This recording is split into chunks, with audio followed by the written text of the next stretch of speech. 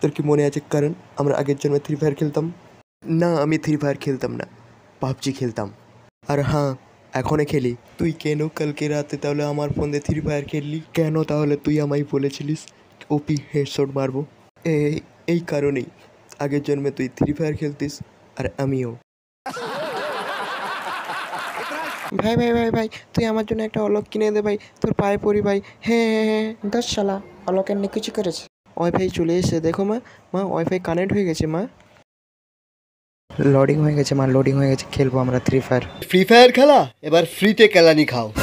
কাকা কাকা, কাস্টম খেলার দম আছে, চলো একসাথে কাস্টম খেলি।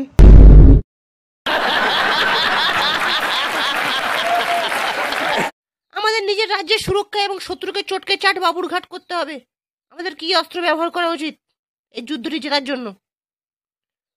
Double vector.